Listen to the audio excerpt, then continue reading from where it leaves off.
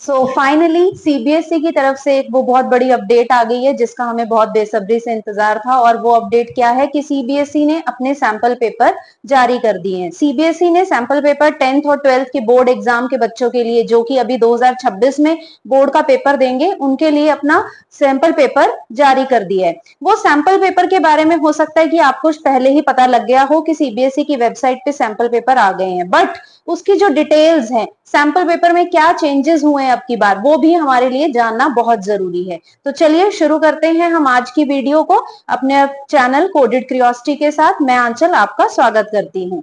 तो सीबीएसई का जो सैंपल पेपर है वो मैंने डाउनलोड किया। उसको डाउनलोड करने के बाद जो मैंने चेंजेस पाए मैं उसको आपके साथ डिस्कस।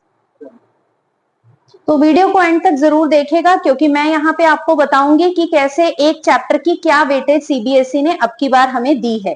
तो चलिए शुरू करते हैं। तो सबसे पहले मैं आपके साथ डिस्कस करूंगी कि प्रीवियस ईयर्स में सीबीएसई का क्या पेपर पैटर्न था।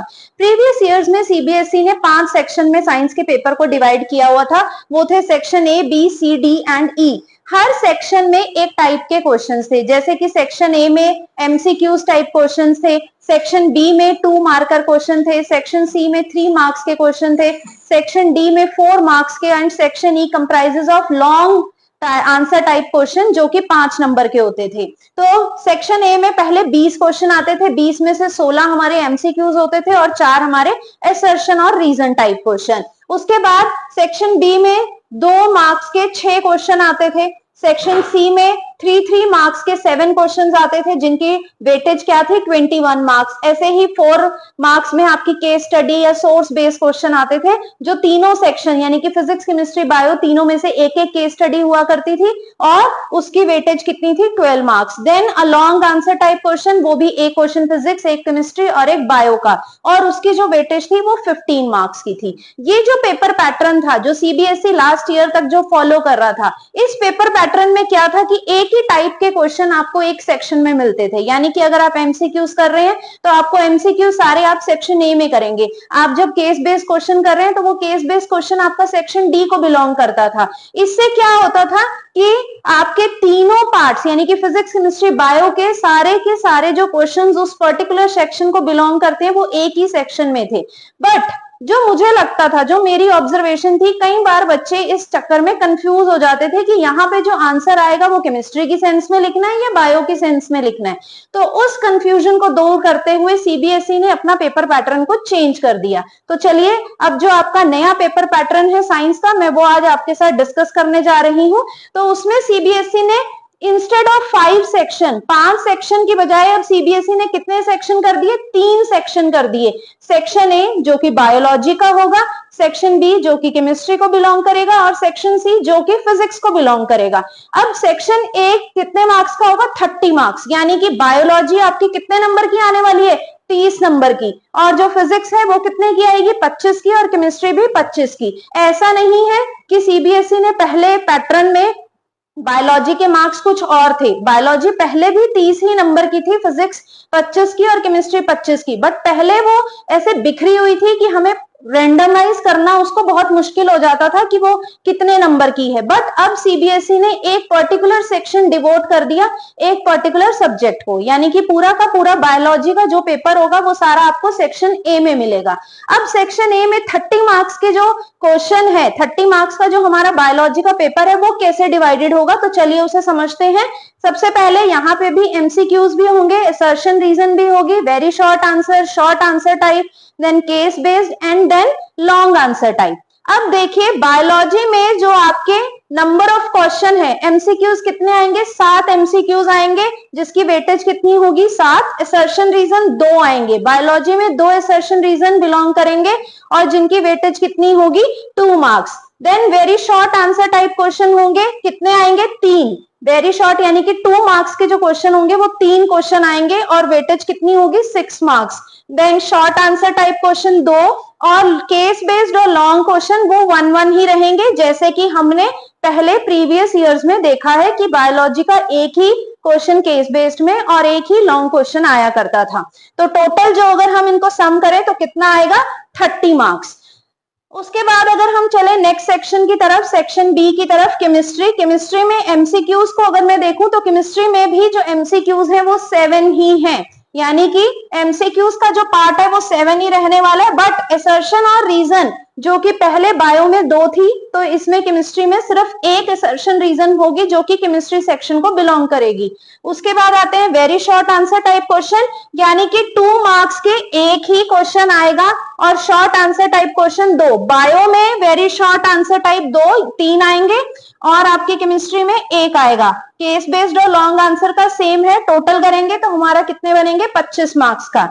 फिजिक्स सेक्शन की तरफ आए तो फिजिक्स सेक्शन जो है वो आपको ज्यादा मेहनत करनी पड़ेगी, क्योंकि उसमें जो एमसीक्यूज है वो कितने आ रहे हैं, सिर्फ 2 एमसीक्यूज और एक असर्शन रीजन, यानी कि फिजिक्स सेक्शन जो है उसको आपको ज्यादा मेहनत करने की जरूरत है। ज्यादा से ज्यादा न्यूमेरिकल करिए, रे डायग्राम करिए, क्योंकि एमसीक्यू सिर्फ 2 ही आएंगे, असर्शन रीजन 1 और very short answer type question 2। सबसे बड़ी चीज, जो शॉर्ट आंसर टाइप क्वेश्चन है सिर्फ फिजिक्स के ही 3 आएंगे, बाकी अगर आप देखें तो दोनों से 2-2 आ रहे हैं, यानी कि 3 मार्क्स के क्वेश्चन बायो से भी 2 हैं, 3 मार्क्स के क्वेश्चन केमिस्ट्री से भी 2 हैं। बट अगर आप फिजिक्स सेक्शन की बात करें तो 3 क्वेश्चन आ रहे हैं आपके 3 मार्क्स के, और केस बेस्ड और लॉन्ग आंसर टाइप तो एक एक ही रहेगा।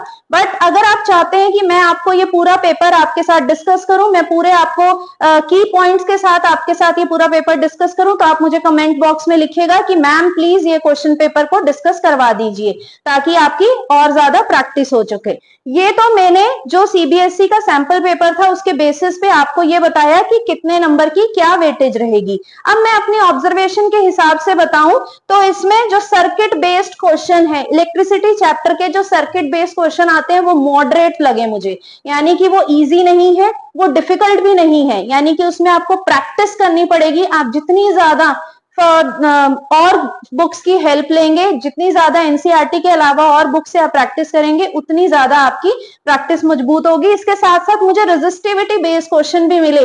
जो बच्चे मेरे साथ ऑफलाइन पढ़ते हैं उन्हें मैं बार बार बोलती हूँ कि मिलीमीटर बेस्ड क्वेश्चन बार बार आते हैं एग्जाम में, तो वही 2 क्वेश्चन मुझे सैंपल पेपर में भी मिले। उसके बाद लेंस और मिरर के रे डायग्राम बेस्ड क्वेश्चन, तो मिरर के और लेंस के रे डायग्राम पे आपको रे डायग्राम बनाना भी आ सकता है, उससे रिलेटेड न्यूमेरिकल्स भी बहुत ज्यादा प्रेजेंट हैं। एसिड बेस्ड जो चैप्टर है उससे मेनली इंडिकेटर बेस्ड क्वेश्चन है, जैसे कि फिनोक्थिलीन के क्वेश्चन मुझे मिला, मिथाइल ऑरेंज मिथाइल रेड के बेसिस पे जो मुझे क्वेश्चंस मिले, और कार्बन चैप्टर से बहुत ही इजी क्वेश्चन मुझे देखने को मिले।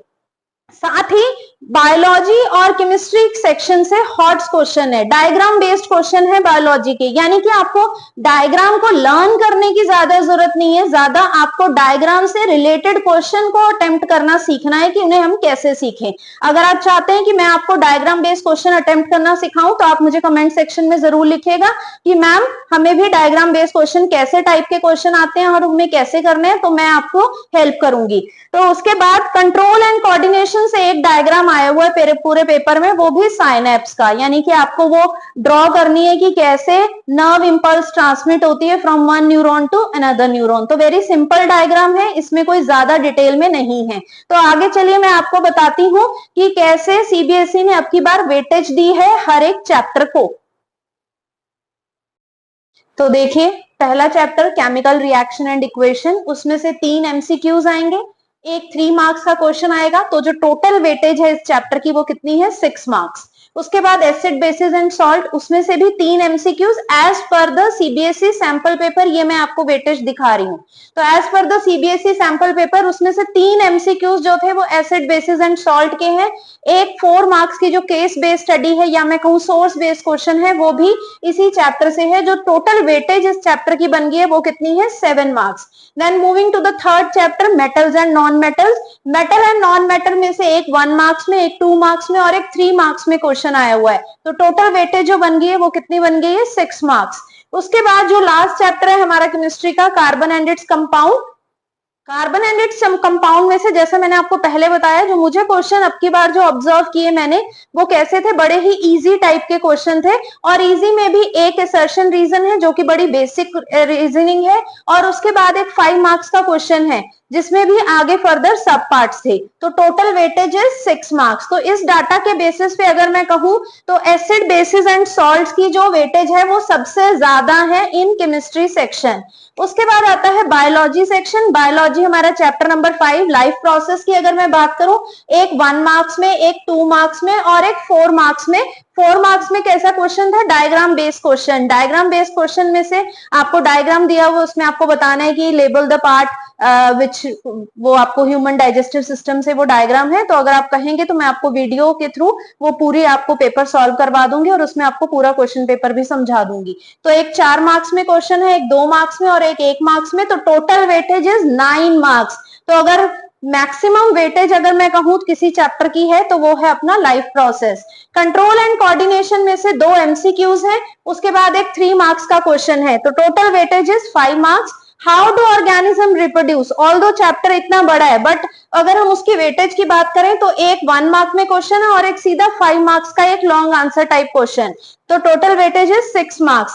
हेरिडिटरी वेरी सिंपल एंड बहुत ही छोटा चैप्टर, जिसमें से 2 एमसीक्यूज है, उन 2 में से एक असर्शन रीजन है और एक 3 मार्क्स का क्वेश्चन है। Total weightage is 5 marks. और सबसे हैरान करने देने वाला हमारा आर एनवायरमेंट, जो चैप्टर कुछ भी नहीं है, चैप्टर इतना simple, even as a teacher मैं भी उस चैप्टर को कई बार बहुत ही लाइटली ले लेती हूँ कि इसमें इतना कुछ है नहीं, बट अगर मैं उसकी भी वेटेज देखूं तो उसकी वेटेज भी कितनी है? 5 मार्क्स। 3 तो उसमें से एमसीक्यूज है, उसमें से 2 आपके एमसीक्यूज और एक आपका असर्शन रीजन और एक है आपका 2 answer marks question. The total weightage is 5 marks. तो ये चैप्टर बहुत ही इजी रहने वाला है क्योंकि इसमें से ना तो 3 मार्क्स में कोई क्वेश्चन है, ना ही 4 मार्क्स में और ना ही 5 मार्क्स में। तो इजी सिंपल चैप्टर है, तो आप इसमें इजीली स्कोर कर सकते हैं। तो ये हमारा बायोलॉजी की डिवीजन हो गई। Then moving to the physics part. Physics की अगर मैं बात करूं तो सबसे पहला चैप्टर है लाइट, रिफ्लेक्शन एंड रिफ्रैक्शन, जिसमें मैंने अभी आपको बताया कि मिरर और लेंस के भर भर के क्वेश्चन थे पेपर में। तो मिरर और लेंस के क्वेश्चन होने की वजह से ही एक आपका मल्टीपल चॉइस क्वेश्चन है और एक आपका assertion reason based question. 2 marks में एक क्वेश्चन है और उसके बाद 4 मार्क्स की जो केस बेस्ड है वो भी इसी चैप्टर में से है। तो टोटल वेटेज इज 8 मार्क्स। तो अगर फिजिक्स सेक्शन की बात की जाए तो फिजिक्स में जो सबसे ज्यादा वेटेज है वो लाइट चैप्टर की है। इसके अलावा एक और चैप्टर में भी 8 मार्क्स है, वो मैं अभी आपको बताती हूँ। Human I and colourful world बड़ा ही सिंपल और छोटा सा चैप्टर है, जिसमें से जो मेजर पार्ट लिया है आई डिफेक्ट्स ने। तो आई डिफेक्ट्स का एक क्वेश्चन है 3 मार्क्स का और उसके अलावा एक एमसीक्यूज बेस्ड क्वेश्चन है। Total weightage is 4 marks. Then come to the electricity, जिसमें मैंने आपको बताया रेजिस्टिविटी बेस्ड क्वेश्चन और जो आपके सर्किट डायग्राम बेस्ड क्वेश्चन है वो प्रेजेंट है, जिसमें एक 2 मार्क्स में क्वेश्चन है और एक 3 मार्क्स में। Total weightage is 5 marks. Then come to the magnetic effect of electric current. Magnetic effect of electric current की अगर मैं बात करूं तो उसमें सिर्फ एक ही क्वेश्चन है 3 मार्क्स में और एक क्वेश्चन है 5 मार्क्स में, यानी कि ये जो चैप्टर है इसकी वेटेज भी किसके बराबर है? लाइट चैप्टर के बराबर। कितनी? 8 मार्क्स। देन आर एनवायरमेंट, जो कि मैंने आपके साथ पहले ही डिस्कस कर लिया। तो जो सबसे ज्यादा वेटेज रखने वाले चैप्टर हैं वो क्या है?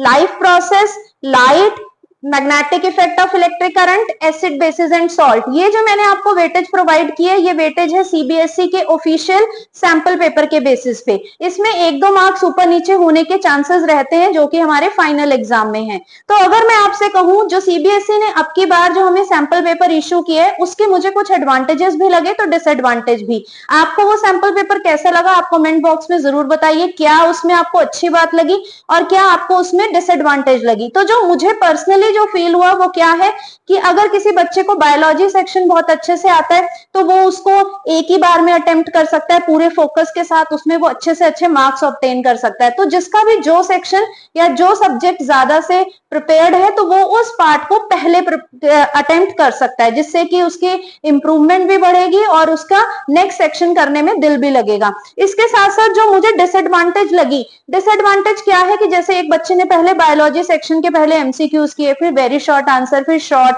फिर उसने केस बेस किया, फिर उसने लॉन्ग किया, फिर उसके बाद अगेन वो स्विच करेगा, फिर दोबारा से वो वेरी शॉर्ट करेगा। तो वो जो शिफ्टिंग है, बार बार जो स्विचिंग है, उस स्विचिंग की हमें बहुत ज्यादा प्रैक्टिस करने की जरूरत है, क्योंकि अभी जो हमारा ब्रेन है वो किस तरह से डेवलप हो रखा है कि एक बार 20 क्वेश्चन हमने एमसीक्यूज करने हैं, फिर हमने शॉर्ट करने हैं। तो वो जो शिफ्टिंग है उसके लिए आपको बहुत ज्यादा प्रैक्टिस करने की जरूरत है, तो डरने और घबराने की जरूरत नहीं है। मैं आपके साथ हूं और मैं आपको उसी के अकॉर्डिंगली प्रैक्टिस करवाऊंगी। तो वीडियो कैसी लगी कमेंट सेक्शन में जरूर बताइए और अपने दोस्तों के साथ इसे शेयर करना ना भूलें, ताकि ये इन्फॉर्मेशन ज्यादा से ज्यादा बच्चों तक स्प्रेड हो सके। Thank you.